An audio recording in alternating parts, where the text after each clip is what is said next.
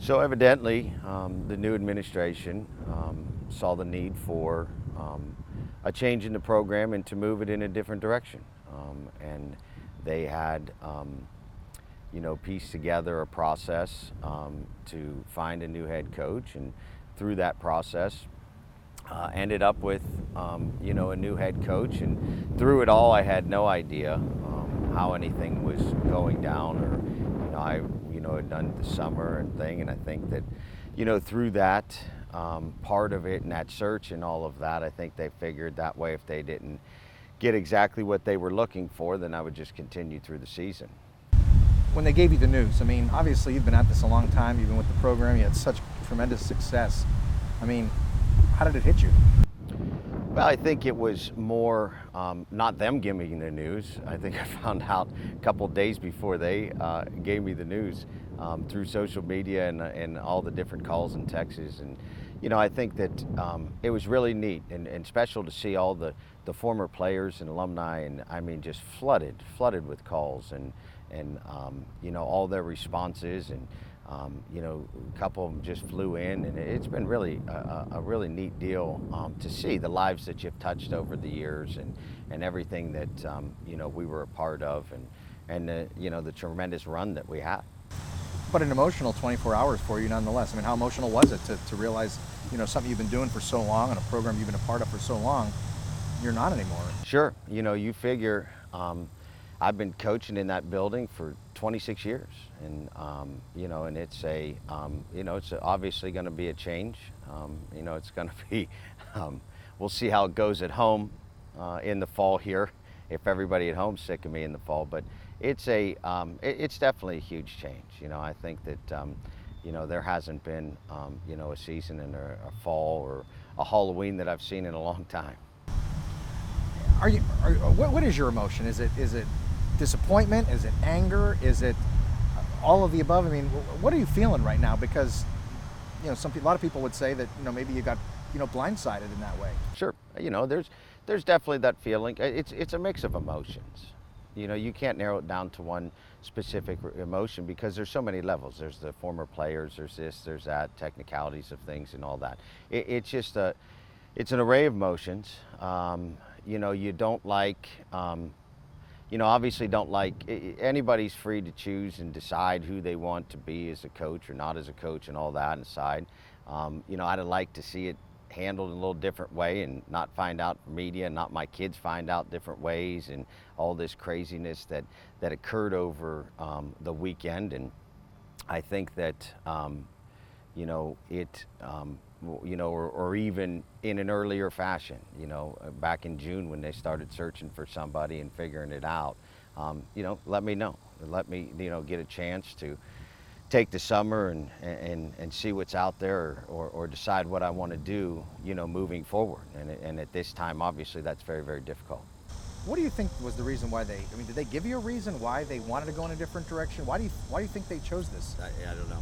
I can't answer that. You'd have to ask them. All the success that you've had, 4 state championships, Yeah. almost 160 wins, and 3 state runner-ups, and all that stuff. It's early after you're not there anymore, but I mean, can you just reflect on all the success? I mean, there's not a coach in this area, or really in the state of Ohio, that has won as consistently as you have at Mooney. Has it kind of hit you what you've been able to accomplish? I'll tell you, it started to hit me.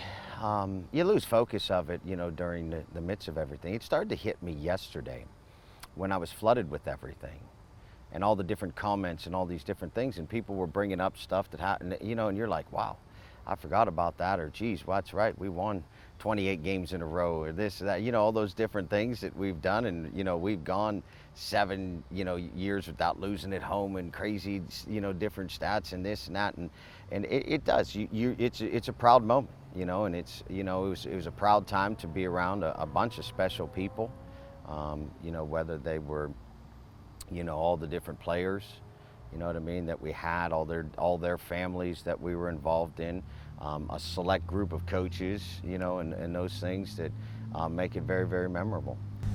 Does this sour, what has been a really long time there, from high school through, your playing career, your coaching career, all that stuff? I mean, how does this happening? I mean, it's natural that it would sour, Yeah, your outlook on I it. think what you see is it definitely sours, the whole thing. I mean, you're talking about, I've stepped in that building in 1989 and haven't left it, in some capacity. Um, but not the fact of the coaching change. It doesn't sour things at all. That's part of the nature of the game. That's what we see each and every day. That's what we sign up for. That's what we know occurs each and every year, and it can happen to you at any time.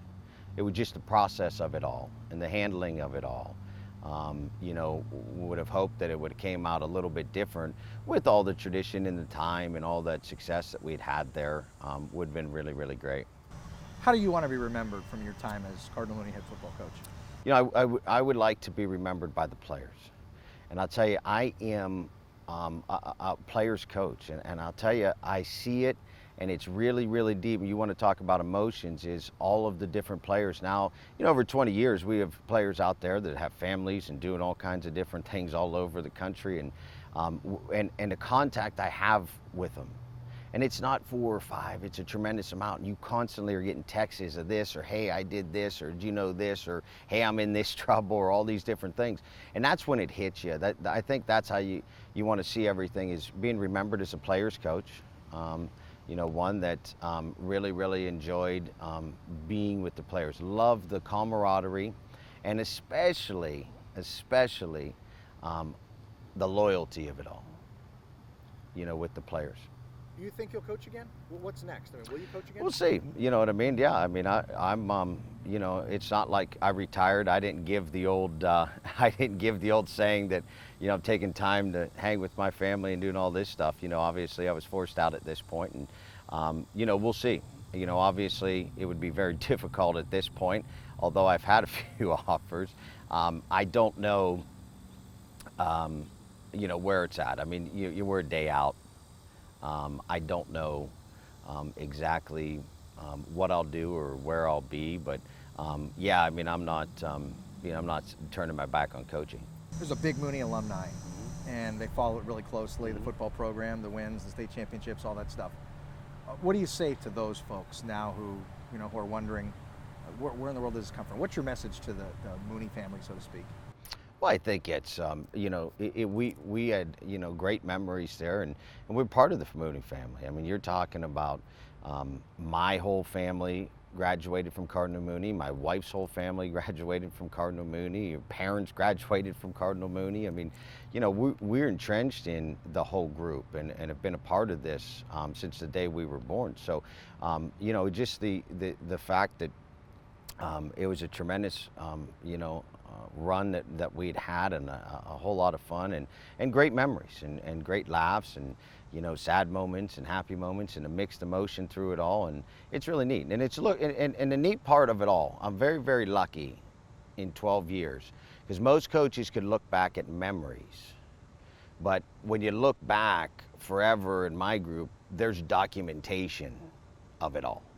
Through all the state championships, through all the different things. They're in record books all over the state of Ohio, and everywhere, of who won the state championships and the rings and all those things. So that's part of it. When you leave a mark like that, unfortunately, a lot of coaches get out of coaching and have had successful careers and great memories and all that stuff, but there's nothing documented through it. And I'm just fortunate to be one of those guys that has a lot of documentation. I mean, I've been fortunate not to win 1, but 4 state championships. I mean, there's guys that, die to be in 1, and just to be in it, and then ended up, losing 3 of them.